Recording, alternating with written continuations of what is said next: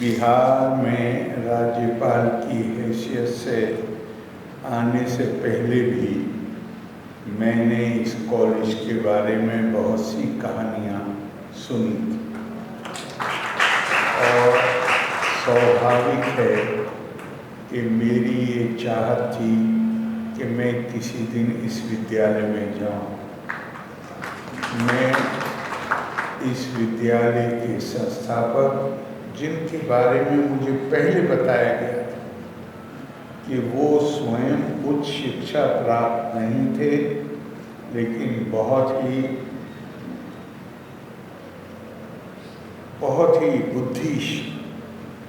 बुद्धिशाली, सक्षम सोचने वाले व्यक्ति थे और कलकत्ते में काम करते थे।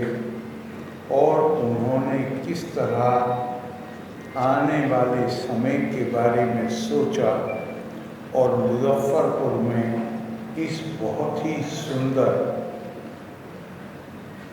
अपने ज़माने के लिहाज से सोचिए, मैं यहाँ जब प्रांगण में आया तो मुझे बताने में कोई संकोच नहीं होना चाहिए कि मैं 1991 में पहला चुनाव हारा था। तो मेरे मित्र थे जो बेलियोल कॉलेज ऑक्सफोर्ड में गवर्निंग कमेटी के चेयरमैन थे, वो दिल्ली आए हुए थे और उन्होंने मुझसे कहा कि आपके पास, बोले कि मैं पहले भी आपको इनवाइट करता था, आपके पास समय नहीं था, अब समय है, अब कुछ दिन के लिए हमारे पास आ गए। तो चूँकि उस कॉलेज में मैंने कई दफ़ा लेक्चर दिए हैं, बेलियोल कॉलेज में, तो मैंने आके देखा कि ये वाकई उसी की तर्ज पे इस कॉलेज का निर्माण हुआ है। आपका विषय शाइनिंग इंडिया से आज के, और यहाँ मुझे कहना चाहिए यहाँ उनके परिवार के लोग भी हैं इस कॉलेज के। मेरे ख्याल से अगर आप तो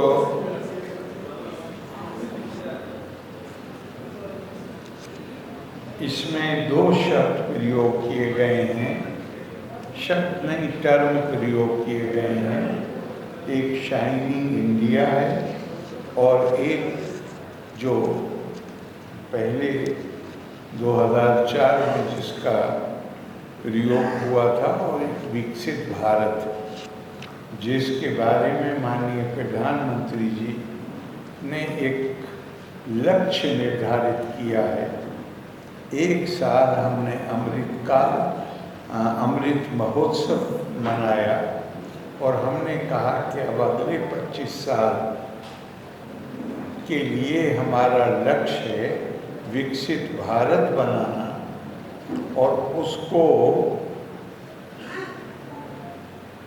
इस तरह से अगर हम देखें कि हमारे कितने स्वतंत्रता संग्राम सेनानी थे जिन्होंने ये कल्पना भी नहीं की थी कि वो आज़ादी का सूरज अपने जीवन में देख पाएंगे, लेकिन इसके बावजूद उन्होंने बड़े से बड़ी त्याग किए, तपस्याएं करी, और उनके मन में निश्चित तौर पे ये रहा होगा कि अगर हम नहीं तो हमारी औलादें तो आज़ादी के वातावरण में सांस ले सकें, अपना सर ऊपर उठा के चल सकें, दास्ता से मुक्ति पा सकें।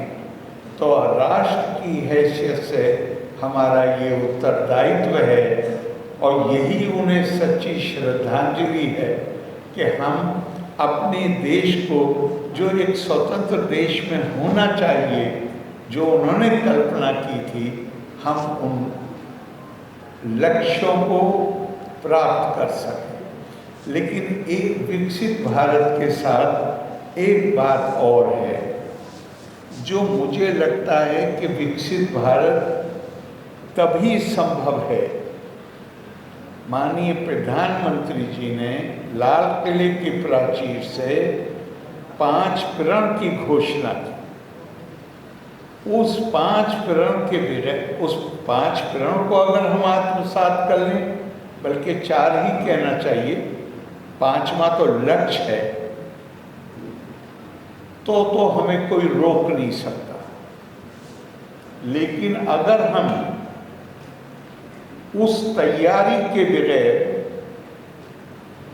कोई भी, मुझे घर बनाना है, घर के लिए मुझे ईंटें भी चाहिए, मुझे पानी भी चाहिए, मुझे बालू भी चाहिए, मुझे मजदूर भी चाहिए, मुझे मिस्त्री भी चाहिए, वो मेरे पास ना हो और मैं केवल मुझे घर बनाना है, तो उससे घर नहीं बन पाएगा। वो माननीय प्रधानमंत्री जी ने उसे स्पष्ट रूप से उसकी घोषणा कर दी। कहा 5 प्रण है, लेकिन असल में वो 4 हैं। 5वां तो लक्ष्य है। पहला है अपनी विरासत का बोध और उस पर गर्व। दूसरा है राष्ट्रीय एकता।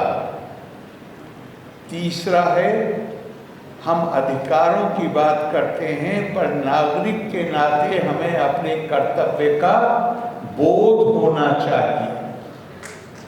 और चौथा है लंबे समय तक, मैं लंबे समय तक कह रहा हूं, लंबे समय तक गुलाम रहने के कारण हमारी मानसिकता में जो विकृत हो गई है, उस मानसिकता को उस विकृतता से स्वतंत्रता दिलाना। ये 4 चीजें हम कर लें तो मुझे कोई रत्ती बराबर भी संदेह नहीं है कि 2047 तक हम विकसित भारत बन जाएंगे। विरासत पे गर्व, एक तो गर्व ये है कि वो हमारे में बड़ा खूबसूरत कहा गया कि स्वधर्मे कर्मे विमुखा कृष्णा कृष्णेति वादिना ते हरे द्वेषना मूढ़ो धर्मार्थ जन्मा यत हरे। मैं अपना कर्म ना करूं, मैं अपना स्वधर्म ना निभाऊं, मैं माला लेके कृष्णा कृष्णा कृष्णा, तो हमारे यहाँ कहा गया है कि ऐसे लोग भले ही नाम ले रहे हों, लेकिन वो हरि के प्रति द्वेष रखते हैं और वो बेवकूफ़ हैं। इसलिए कि हरि तो खुद धर्म की स्थापना के लिए ही जन्म लेते। तो मुख्य बात क्या है? मुझे अपने कर्तव्यों का पालन करना है। मैं अपनी विरासत पे कैसे गर्व करूंगा अगर मुझे अपनी विरासत का बोध ही नहीं है? तो विरासत पे गर्व करने के लिए पहली चीज क्या जरूरी है? अपनी विरासत का बोध। मैं आपको 2 रेफरेंस देना चाहता हूं। श्री अरबिंदो, भारत केवल भूमि का एक टुकड़ा नहीं है, ये अनंत ऊर्जा का स्रोत है, ये दिव्य शक्ति है। गुरुदेव रविंद्रनाथ टैगोर। मैं भारत से अगाध प्रेम करता हूं, लेकिन ये प्रेम इसलिए नहीं है कि मैं भूगोल की मूर्ति बनाकर उसकी पूजा करना चाहता हूं। ये इसलिए भी नहीं है कि मेरा ये सौभाग्य है कि मैं इस भारत भूमि में जन्म लिया हूं। अगले वाक्य पे थोड़ा गौर करिए। मेरा प्रेम भारत से इसलिए है कि ये वो पुण्य भूमि है जिसने विषमतम परिस्थितियों में, मैंने आपको समय निर्धारित नहीं किया, मैंने कहा लंबे समय तक गुलाम रहने के कारण, वो कहते हैं जिसने विषमतम परिस्थितियों में उन जीवंत शब्दों को बचा के रखा, सुरक्षित करके रखा जो उसकी संतान की चैतन्य आत्मा से पैदा हुए थे। मैं इसलिए प्यार करता हूँ भारत। अब वो शब्द क्या है? वही शब्द परिभाषित करते हैं हमारी संस्कृति को। हमारी संस्कृति इससे परिभाषित नहीं होती। मैं क्या भाषा बोलता हूँ, मैं किस तरीके से अपने इष्ट की उपासना करता हूँ, इससे परिभाषित नहीं होती हमारी संस्कृति, निश्चित तौर पर नहीं होती। मेरी खाल का रंग क्या है? मेरे देश में तो क्या कहूँ, एक कहावत है, 5 कोस पे क्या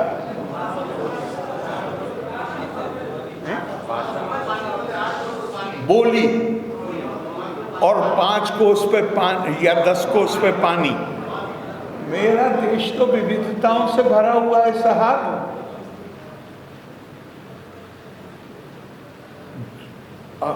ये मत समझिएगा किसी की बुराई नहीं, हमें बुराई करने का किसी का कोई अधिकार नहीं। हमें अपने आदर्शों के बारे में सचेत होना है और उसको अपने जीवन आत्मसात करना है और उसके अनुरूप जीवन बिताना।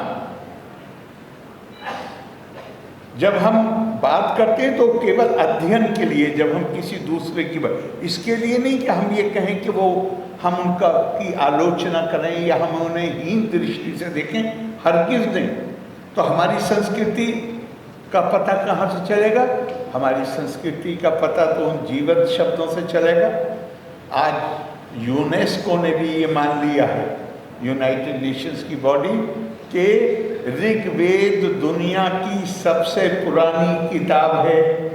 कोई तो जीवंतता है उसकी कि वो सबने मान लिया ये सबसे, उसकी जीवंतता क्या है? मेरी और आपकी ख्वाहिश से वो सबसे पुरानी किताब हो जाएगी? नहीं। वो कोई भी बड़ी बहुत पॉपुलर किताबें आती हैं, फिल्में आती हैं, साल, 1.5 साल, 2 साल, 3 साल के बाद हम भूल जाते हैं उनके बारे में। ये हजारों साल से क्या चीज़ याद कर रहे हैं हम? क्योंकि इन जीवंत शब्दों में वो क्षमता है जो हमारे जीवन को आलोकित कर सकती है।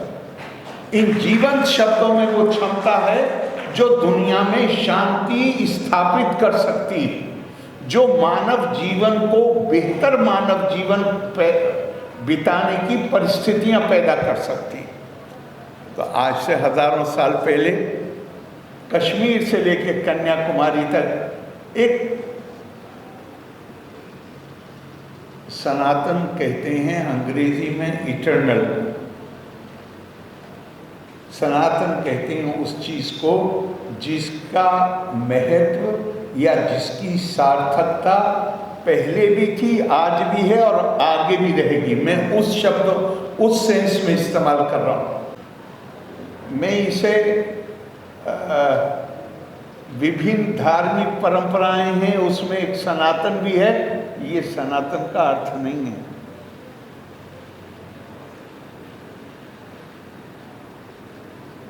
मैं उस सेंस में इस्तेमाल का, उस सेंस में क्या क्या कहा? एकम सद विप्रा बहुधा वदंती, ये उद्घोषणा हजारों साल, हमें निश्चित तौर पर नहीं मालूम है कब की गई। पूरी दुनिया पे, फिर मैं कह रहा हूँ, ये मत सोचिएगा मैं किसी की आलोचना, हरगिज़ नहीं, किसी को हीन भाव से देखना हमारी संस्कृति सिखाती ही नहीं हमें। हम तो एकात्मता में विश्वास करते हैं। हमारा जो सबसे ऊंचा आदर्श है भारत का, सनातन आदर्श जो है, वो एकात्मता है, कोई दूसरा है ही नहीं। जितने लोग हैं वो मेरा विस्तार हैं, दूसरा तो कोई है ही नहीं। मैं किसकी आलोचना करूं और किसको हीन बताऊं? जब दूसरा कोई है ही नहीं तो कौन? तो क्या कहा? एकम सत विप्रा बहुधा वदंती, सत्य एक है, उसे जानने वाले या जानने की उसकी अनुभूति करने वाले या उसकी तपस्या के माध्यम से उसका आभास करने वाले, वो उसको अलग अलग तरीके से उसका वर्णन करते हैं। अकेले एक जगह नहीं, दूसरी जगह भी कहा, जन्म विभ्रति बहुधा विभाजसम यथा पृथ्वी कसो नाम। मतलब एक तरह से एक प्रार्थना की जा रही है कि हम चाहते हैं कि जिस तरह एक माँ अपने कई बच्चों को उनकी अलग अलग बच्चों की ज़रूरतें होती हैं, उन ज़रूरतों के अनुसार माँ उनकी देखभाल करती है। अथर्ववेद है या सामवेद है, उसमें ये पृथ्वी सूक्त है, जिसमें अथर्ववेद में, तो उसमें ये पृथ्वी सूत्र जिसमें ये प्रार्थना की जा रही है कि ये पृथ्वी माँ, जिस तरह एक माँ अपने बच्चों की विभिन्न ज़रूरतों को ध्यान में रखते हुए सबका समान रूप से पालन पोषण करती है, माँ हम तुझसे इसी तरह चाहते हैं कि तू हम सब अलग अलग भाषा, हम में से लोग अलग अलग भाषाएं बोलते हैं, नहीं इस बाद में भी भारतेषु स्त्रिया पुरुषो नाना वर्णा प्रकृतिते नाना देव अर्चनी युक्ता नाना कर्माणि कुर्वते। हमें हमारी संस्कृति सिखाती है हमें सम्मान के साथ, आदर के साथ देखना है उन सबको जो हमसे विभिन्न है, चाहे वो भाषा विभिन्न बोलते हों, चाहे उनके सांस्कृतिक मूल्य विभिन्न हो, चाहे उनका पूजा पाठ का तरीका विभिन्न हो, सबके लिए समादर, एक ही तरह के आदर का भाव। लेकिन एक फर्क है, वो ये है कि हमारी संस्कृति ये कहती है कि यहाँ पर रुक मत जाओ। एकात्मता हमारा सबसे बड़ा आदर्श है, हाईएस्ट आइडियल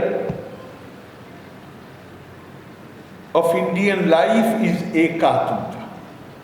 तो ये तो आदर हो गया, विभिन्नता के लिए, बहुधा के लिए, अनेकता के लिए हमने ये माना, हमारे ऋषियों ने माना कि ये नैसर्गिक विधि है, यूनिवर्सल लॉ है। सगे भाई बहन भी एक जैसे नहीं होते, लिहाजा विधाता की इस विधि का सम्मान करो। लेकिन यहाँ रुकना नहीं है, यहाँ रुक गए तो आधी कहानी भी पूरी नहीं हुई, तो फिर कहाँ जाना है? ये ध्यान करना है कि ये जो लोग बैठे हुए हैं सब, मुझसे इनके चेहरे अलग हो सकते हैं, मुझसे इनके अलग तरीके हो सकते हैं, लेकिन ये मुझसे अलग नहीं है, ये आत्मा के बंधन में बंधे हुए हैं मेरे साथ। अहम ब्रह्मास्मि तत्त्वमसि प्रज्ञानम ब्रह्मा अयम आत्मा ब्रह्मा। शंकराचार्य का यही, आदि शंकर का यही तो कारनामा है कि उन्होंने कम उम्र में निकल के, उस समय जब ये देश टुकड़े टुकड़े में बटा हुआ था, उन्हें लगा कि मेरे पास तो कोई फौज है नहीं कि मैं सबको इकट्ठा कर दूं, लेकिन मैं एक काम कर सकता हूं, आध्यात्मिक और सांस्कृतिक एकता का बोध पैदा कर सकता हूं। तो कहते हैं 4 मठ बनाए, बिल्डिंगों से एकता नहीं होती, विचार से होती है।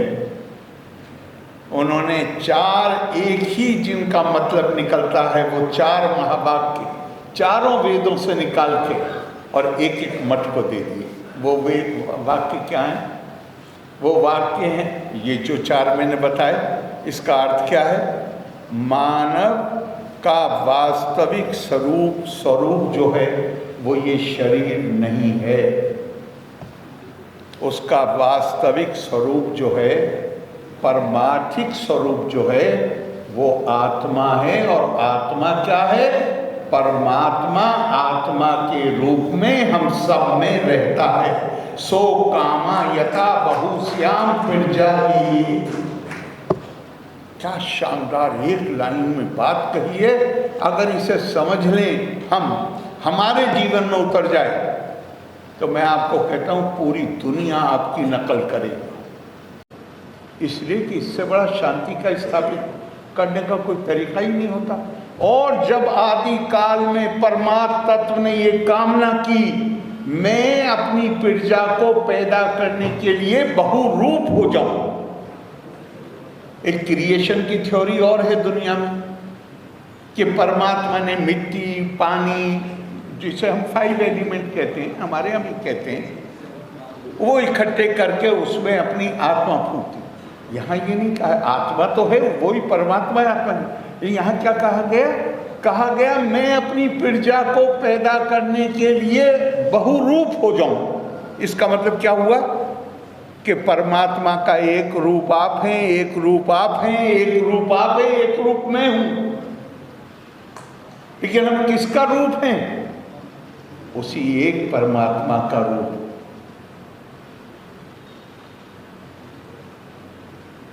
एषा देवो विश्वकर्मा महात्मा सदा जनानां हृदये सन्निविष्टा हृदय मनीषा मनसा अभिग्रप्तो या एतद् विदुते अमृता भवन्ति। वही एक है जो हम सबके अंदर विद्यमान है, हम सबके दिल में रहता है आत्मा के रूप में।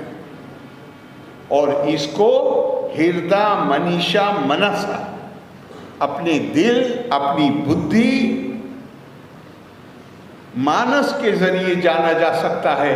और जो ये जान जाते हैं ते अमृता भवन्ति, वही अमृत को प्राप्त हो जाते हैं। और इससे भी ज्यादा मुझे लगता है, ये भी उपनिषद का है। मैं एक और उपनिषद का आपको शेयर करूंगा। कहा कि मनसा एक बड़ा पावरफुल, मनसा एवा इदम आपता व्ययम नेहा नाना अस्ति किंचना मृत्यो सा मृत्युं गच्छति या इहा नानेवा पश्यति। हम योग हम आमतौर से हमारे दिमाग में बैठ गया है कि योग कुछ शारीरिक अभ्यास कहेंगे, व्यायाम कहेंगे, क्या कहेंगे, वो उसका नहीं। योग का वास्तविक अर्थ है अपने परमार्थ स्वरूप को पहचानने की विधि। तो यहाँ क्या कहा गया कि अपनी बुद्धि से जब हम उस परम तत्व पर अपना ध्यान केंद्रित करेंगे तो हमारी समझ में आएगा कि इस दुनिया में सामने से नजर आने वाली जो इस विभिन्नता को जो सामने से नजर यदा भूता पृथक भावा मेकस्थमनुपश्यति तदेवाचा विस्तारम ब्रह्मा संपद्यते तथा। भगवद गीता में कहा कि ये सब तुम्हारा विस्तार है, और जो इसको आत्मसात कर लेगा वो ब्रह्म में लीन हो जाएगा। यहाँ क्या कहा? जो इसको इस गीता में तो कहा कि ये है सामने से नजर आती विभिन्नता। उपनिषद कह रहा है कि अगर इस विभिन्नता को वास्तविक मान लिया तुमने, तो फिर तुम मृत्यु से मृत्यु में यात्रा करते रहोगे, मोक्ष प्राप्त करना संभव नहीं है। तो आखिरकार तो हमारा जो चीज के लिए धर्मार्थ क्या है, उसका अल्टीमेट एम तो मोक्ष ही है। वो कह रहे मोक्ष संभव जब तक तुम सामने से नजर आने वाली विभिन्नता और अनेकता को वास्तविक समझोगे, तब तक तुम मृत्यु से मृत्यु में यात्रा करते रहोगे। अभी हमारे विद्वान हिंदी के प्रोफेसर बोल रहे थे यहाँ, उन्होंने मैकॉले का नाम लिया। प्रोफेसर साहब, मैं आपसे बिल्कुल सहमत हूँ, लेकिन मैं ईमानदारी से मानता हूँ कि हमने अगर अपनी ज्ञान परंपरा को अक्षुण्ण रखा होता और हमने वास्तव में उसके तकाजे पूरे किए होते, तो ना मैकॉले ना कोई और विदेशी भारत में घुस सकता था। हमारी स्थिति तो वो हुई जो स्वामी रंगनाथानंद ने कही। हमें तो ये बताया गया था तुम्हारा दूसरा कोई है ही नहीं, तो हर कोई तुम्हारा आत्मीय है। और स्वामी रंगनाथानंदा और मैं उनको, मेरे ऊपर उनकी बड़ी मेहरबानी भी थी, लेकिन मैंने मिलने से पहले उनको पढ़ना शुरू किया और उन्हीं के ज़रिए मैं स्वामी विवेकानंद तक पहुंचा, आदि शंकर तक पहुंचा, उपनिषदों तक पहुंचा। जो मैं छात्र हूँ, मैं विद्वान नहीं हूँ, ये ध्यान रखिएगा, मैं केवल विद्यार्थी हूँ, लेकिन उसके लिए मैं श्रेय उन्हें देता हूँ, स्वामी विवेक रंगनाथानंद। उन्होंने अपने एक भाषण में कहा, उन्होंने कहा कि भाई हम सरस्वती, हमारी संस्कृति ज्ञान की संस्कृति 10वीं और 11वीं सदी में जब यूरोप अंधेरे में डूबा हुआ था, उस वक्त मिडिल ईस्ट अरब देशों में बौद्धिक गतिविधियां जोरों पर थी। उन्होंने खुद माना कि उनकी बौद्धिक गतिविधियों में सबसे बड़ा योगदान भारतीय किताबों का था, सबने माना। तो हमारी प्राचीन संस्कृति है, वो तो अपने बौद्धिक विकास में भारत का योगदान मान रहे हैं और ये मान रहे हैं कि भारत हमसे पहले उस जगह है। तो क्या लिखते हैं उनके इतिहासकार?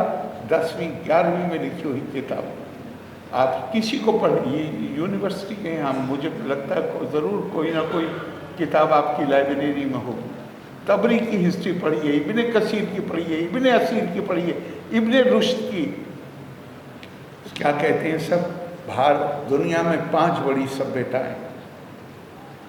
ईरान की संस्कृति अपनी शान और शौकत, अपने वैभव के लिए जानी जाती। चीन की संस्कृति अपने कौशल के लिए और शासकों के प्रति आज्ञाकारी। रोमन्स अपनी सुंदरता और अंग्रेजी में शब्द शिवलरी मतलब महिलाओं के प्रति उदारता।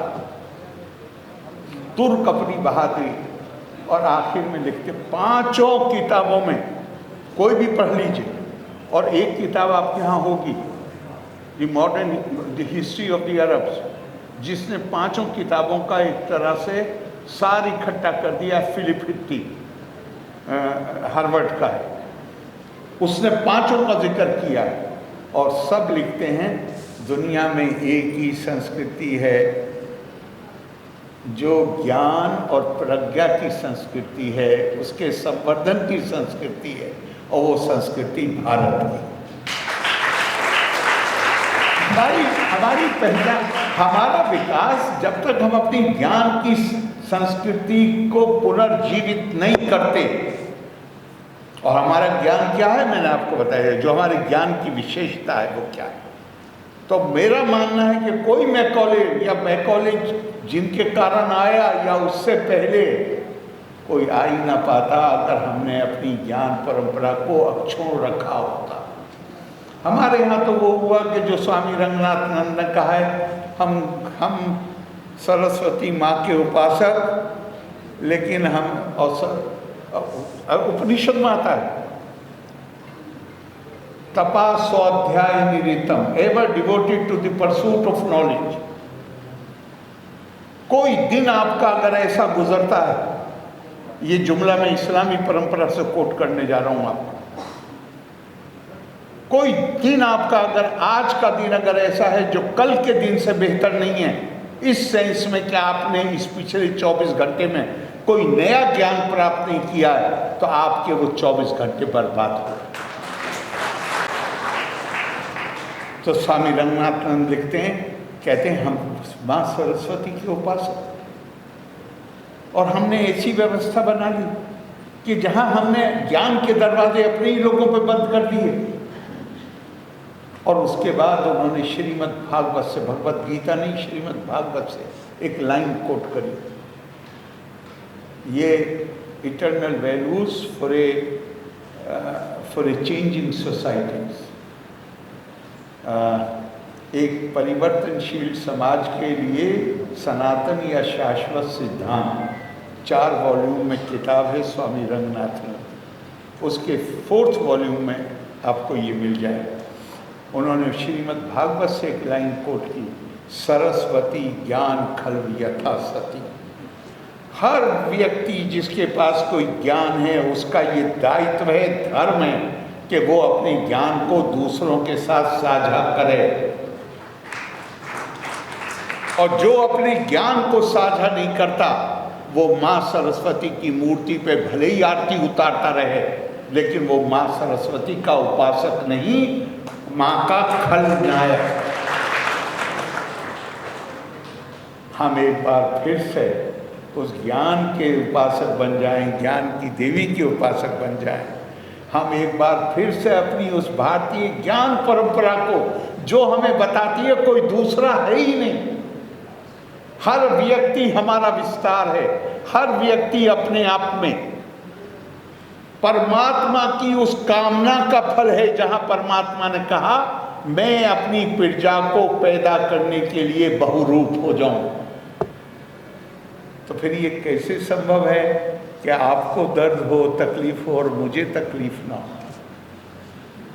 आज आपके हाथ में मोबाइल है, आप बात करते हैं, क्या आप उन तरंगों को देख पाते हैं जिस पे आपकी ध्वनि यात्रा करती है? नहीं।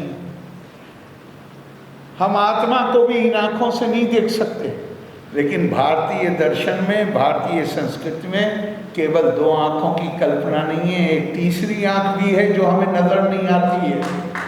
जिस दिन वो हमारी विकसित हो जाए तो फिर हमें बहुत मुश्किल नहीं होगी इन चीज़ों को समझने में। और मैं आपसे नहीं कह रहा हूँ, जब माननीय प्रधानमंत्री जी ने इस पंचकरण की घोषणा की, इसके कोई 15 दिन बाद वो केरल आए, मैंने इसमें से आधी से ज़्यादा बातें प्रधानमंत्री जी से कही।